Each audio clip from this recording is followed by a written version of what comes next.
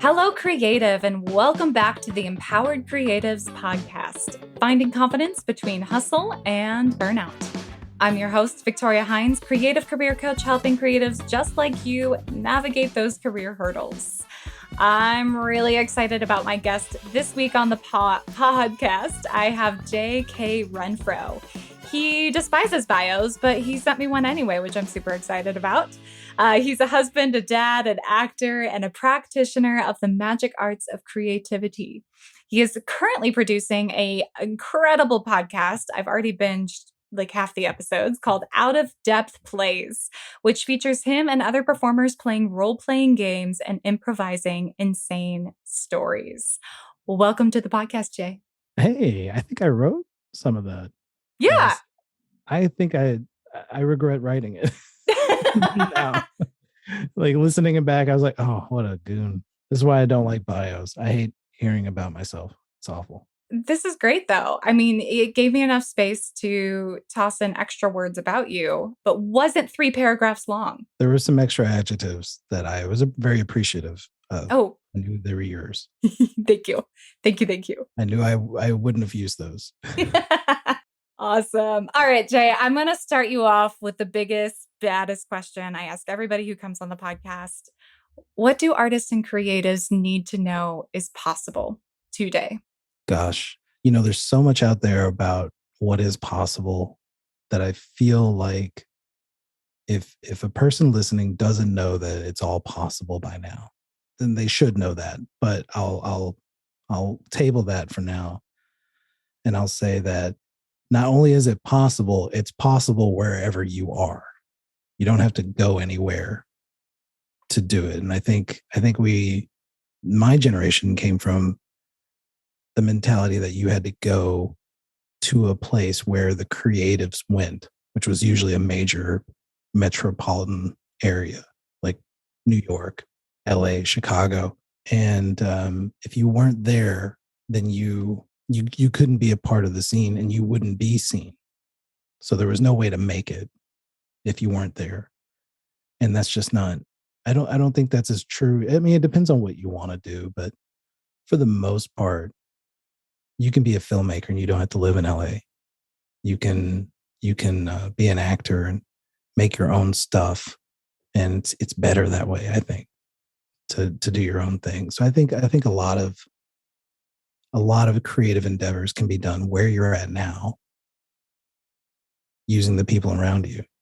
It's possible to not have to move to the city to do it. I'm going to be very vulnerable here and say something about what you said is making me tear up, because I think it just brought me back to like graduating college, where I suddenly felt that pressure of, okay, you have to decide where you're going to move to now. Yeah. And don't fuck it up. Like, you better decide right. And there was a lot of pressure on that. It sets the path for your whole life. Yeah, absolutely. Yeah. And I mean, I felt like I had 3 choices. It was like New York, LA, or Chicago. And I had to choose one of them. And honestly, it took me about 5 months after graduating to decide where I wanted to go. And I don't get me wrong, I love Chicago. But sometimes I do wonder, like, what it would have been like to have kind of like the world wide open. To know that you didn't have to do that. Mm-hmm. And not have that pressure. Gail and I, my wife, Gail, we both met in the theater department in college. And part of us being together was that we had both decided pretty early that we were going to go to Chicago. And most of my friends, with the exception of a couple, were going to New York or going to Los Angeles. And there was that kind of pain of going like, but I want to go to this place. And I'm not going to have the support group of all those talented people that I enjoyed so much in college. And a lot of the people that we came up here with, because we came up here with 2 or 3 people, they all eventually moved within four years of us coming here. They left. It is a weird amount of pressure we put on that place And I would also say that if a person says like, I got to do it, I got to go to New York, I got to go to LA, I got to go to one of those places, I totally get it. I'm not saying it's don't do it. I'm saying you don't have to. Right. And if you do it, if you do go to one of those places, you didn't blow it.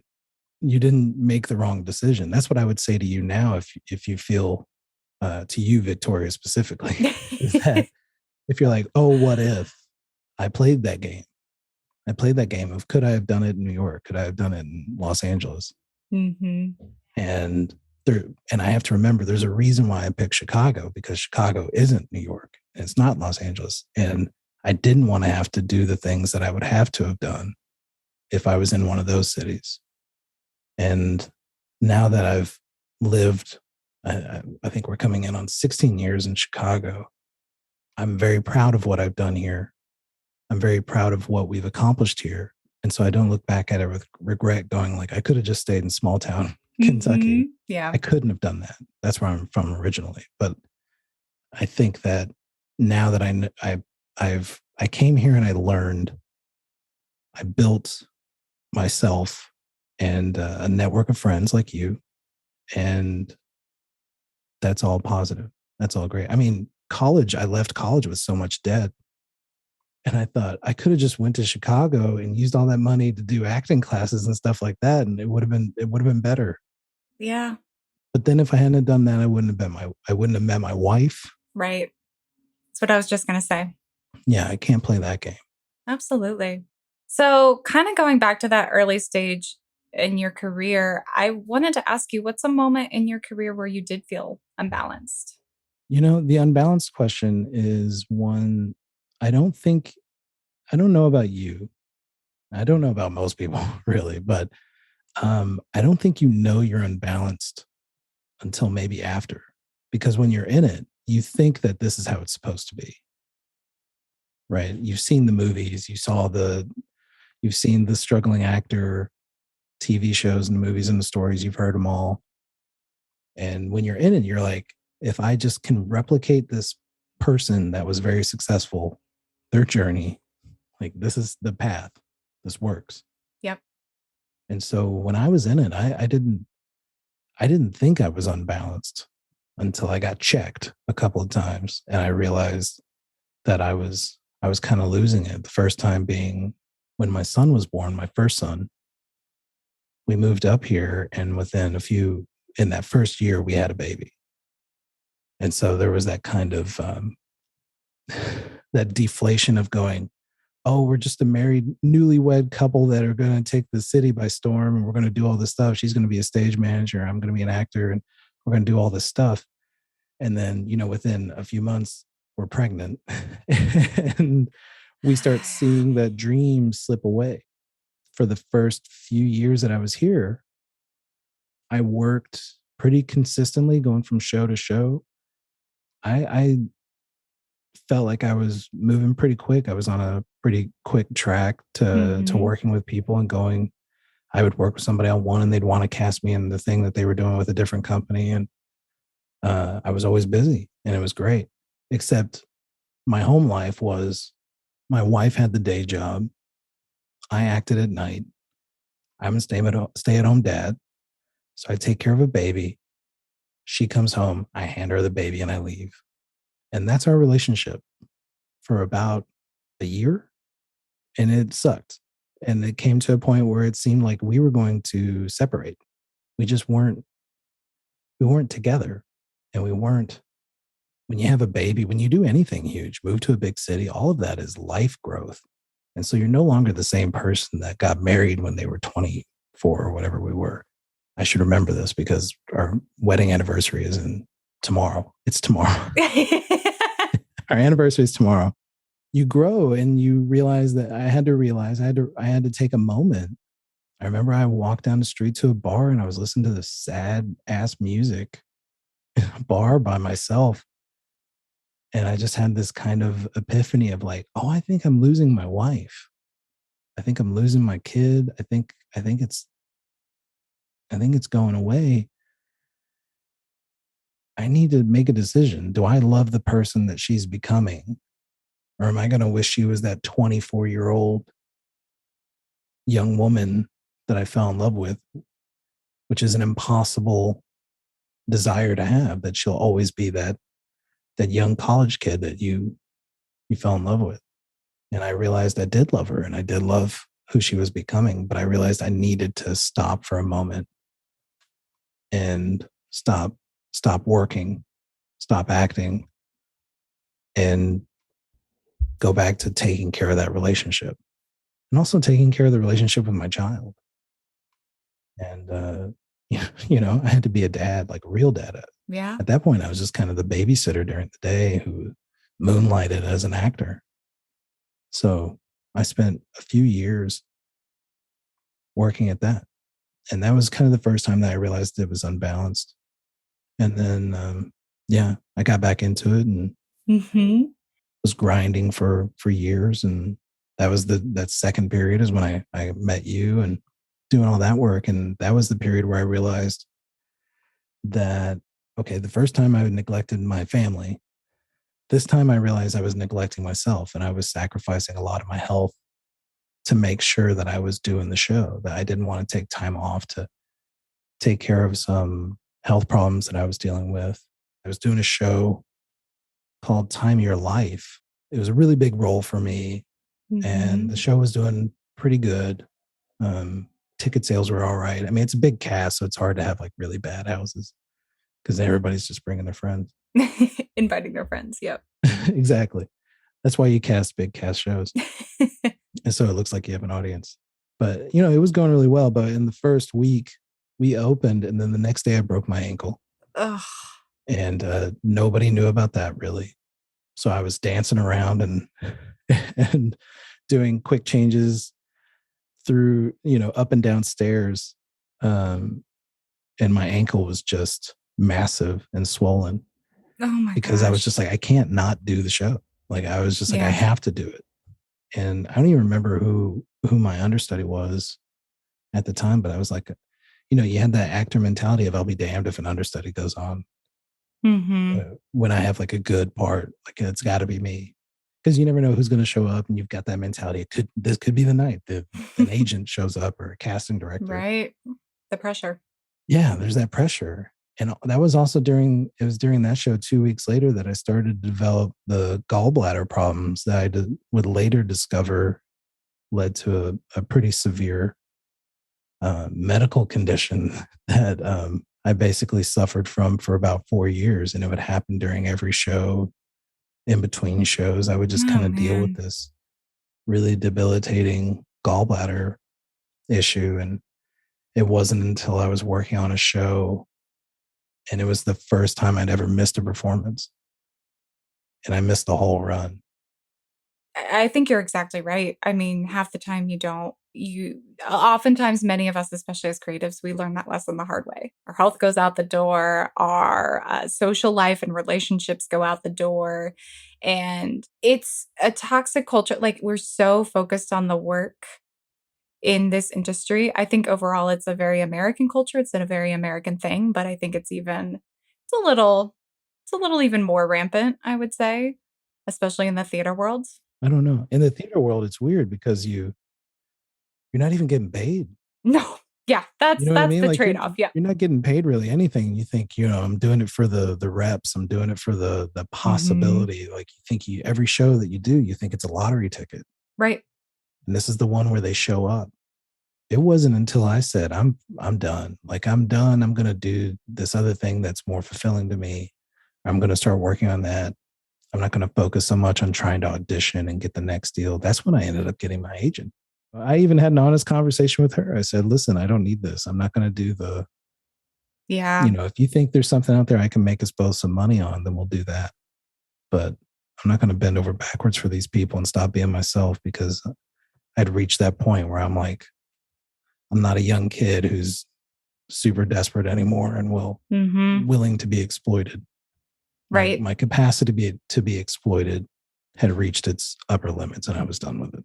Absolutely, which is such a rough lesson to learn the hard way, but I always admire the way you approach work and creative work now, and I feel like it's a process I went through myself the past 2, 3 years of realizing how much I had put everything I've ever wanted in my life on the back burner for the hopes of a career in the theater world, or like this dream.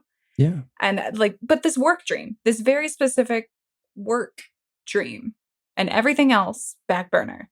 And I've kind of like made the realization, like, it doesn't matter what that work is. Everything else can't go on the back burner for it. No. It's got to be, it can for maybe, a few months at a time, or like a small chunk of time, sure, but not for years on end. I think there has to be an immediate result that makes it valuable to you to put those things on the back burner, as you put it. Like, you have to be able to see it. It can't be this kind of pie in the sky, so-and-so is going to show up and see me, or my work's going to get seen by somebody if I don't do this. Maybe. Mm-hmm. There has to be something tangible that is going to show up, whether it's just a paycheck, or you for sure are definitely going to get in contact with that agent or that producer or whatever. You're actually going to meet that person. You need to make sure that stuff's certain. If it's just kind of this hope, so many people, this whole business, the whole industry is based on putting, like, to me, a lot of the labor in this business is built on the false hope that is placed inside you that this could be worth something later. And that dream will allow you to do work for not a lot of money and be exploited by people who they themselves have been exploited by producers before them and producers before them and so on. But it's that idea that, if you can tell somebody the dream's possible, it could happen this time, then, people are willing to put up with a lot if they think that it really might happen. Finding that right balance in your career is incredibly difficult as a creative. If you are lacking time, energy, or money to do the thing that you love, it might be time to figure out what needs to change. If you have no idea where to start, I encourage you to grab my free Creative Career Audit. This worksheet will walk you through a process to help you identify what's bringing you joy in your work and what really needs to go. You can head to my website at www.victoriahines.com or grab the direct link in the show notes below. Alrighty, back to the show. I'm gonna segue us a little bit because I wanna talk about, so you shared with me this really awesome YouTube video you created about turning your passion into a project and that pressure of doing that. So I would love to ask you, like, what have you learned are the traps that you need to avoid whenever you're making a project out of something you're passionate about? Oh man, I think it's all a trap.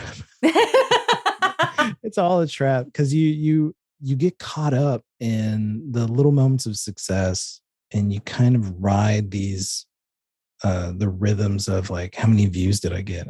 Oh, I got a lot of views today. And then there's no views for 3 weeks and you go, oh, I'm dead now. You kind of get caught up in it, and you get caught up in the success stories of how people did it and the kind of the nonsense around it. Your show talks about, like, that line between hustle and burnout. Most stuff, like, if you look it up on YouTube or whatever, you're just like needing motivation. It's all about that, like, hustle, the grind, right? Yeah. And it's also, or it's about, I'm just burnout. And there's rarely, like, that keeping both having your field of vision wide enough to see both states coming, right? Yeah. Because there's something unhealthy about that grind life. And then there's something, and then that just leads to the even more unhealthy burnout, because the real problem with burnout is it's making you hate the thing that you love. Yep. 100%.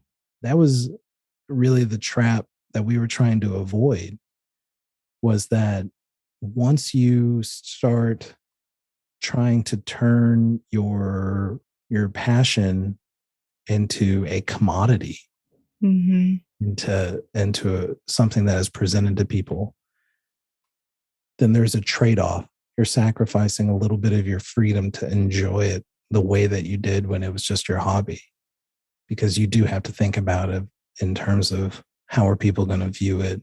How am I going to get it out to people? You and I both know that when the camera's on, you're a different person than when the camera's off. Yeah. It just human beings in general, not just us, but like just Mm-hmm. in general, human beings perform when the camera's on. And basically we're playing role-playing games, trying to turn it into a podcast so it sounds like an audio drama. Mm-hmm. And I'm very passionate about playing role-playing games. Like, I think it's an interesting theatrical experience for just people at the table. It's a form of ephemeral art, just like theater is, just a different form. And I really love it. So then the idea of turning it into something that I have to produce and present to people, that's a daunting task. And I just didn't want to get caught up in, I wanted to mitigate how much I was willing to sacrifice of my freedom to enjoy it the way I want to. And part of that was kind of limiting our ability to appeal to a huge audience. Putting too much of that thought in. We put a little bit in, but we're always kind of, I want to do it our way. I didn't want to to me, it's important that it's out there, that we've done it, and that it can be discovered. And it may not be discovered right now, and it may not get us money now, and it may not provide whatever, but we've gotten feedback on the show from a few people that it was all the stuff that we had wanted to hear when we started making it. And now we've gotten it. And to me, I'm like, I don't care if nobody discovers this and it never makes any money. I'll always have it. I'll always have this moment where like one person said the thing that we always wanted to hear within 6 months of us starting. And I was like, I'm good. I'm good. Last question for you. What advice would you give to an artist who is looking to feel more confident in their career right now? I don't like giving advice, but I guess my question is, it would be a question, is why don't you feel confident? Really look at what it is. If you're wanting to do your project, whether it's painting or music or acting or filmmaking or whatever, YouTubing, streaming, like whatever it is that you want to do, if you don't feel confident, what is making you feel that way? And when you really start looking at it, like sit down and make a list of moments, identify the moments when you go, oh, I'm not good enough. What caused you to say that? What caused you to respond in that way? And you'll start learning that some of the things that make you feel that way is irrelevant to you. Like it's stuff outside of your own control. And it's usually something like society's making you feel that way, that what you're doing isn't good enough, or you're seeing somebody else's success and you're thinking, I don't know if I could achieve that in the next 5 years, or however, whatever your time limit is that you put on yourself. But I think my advice would be to really look at those catalysts that make you feel insecure and really decide how important they are in your life.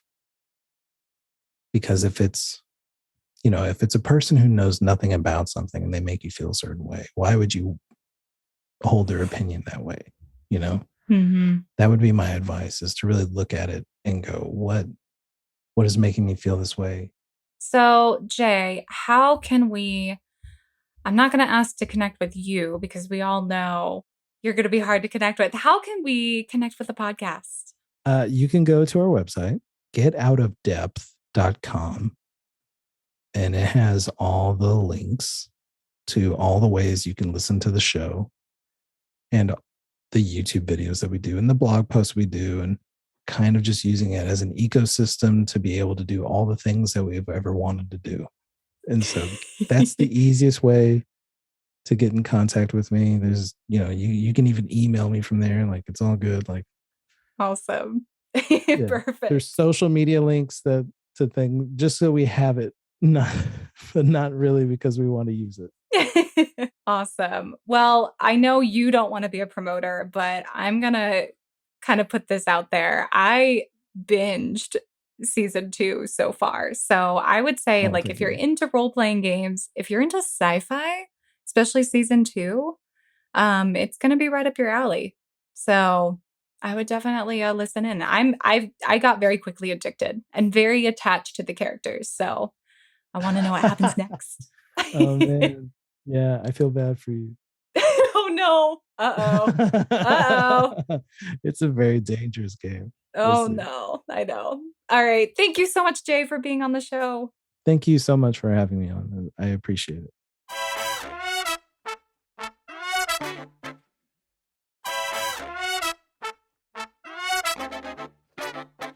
I'm so glad that I got to have Jay on the show this week, and truly one of the most inspiring and incredibly insightful people that I've met during my time here in Chicago. So here's your one thing this week, and I am stealing these words, these questions direct from Jay.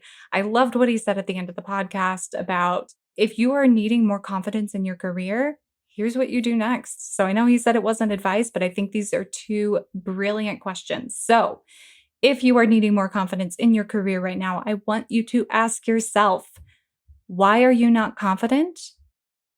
Does it matter? That's what you're going to ponder, journal, record onto your phone. Ask yourself, get to the heart of that question this week. All right, as always, if you've enjoyed the podcast this week, please do share with a friend or two and rate, review, and subscribe. It's the cheapest way that you can show your love back to the podcast. With that being said, until the next time, stay creative.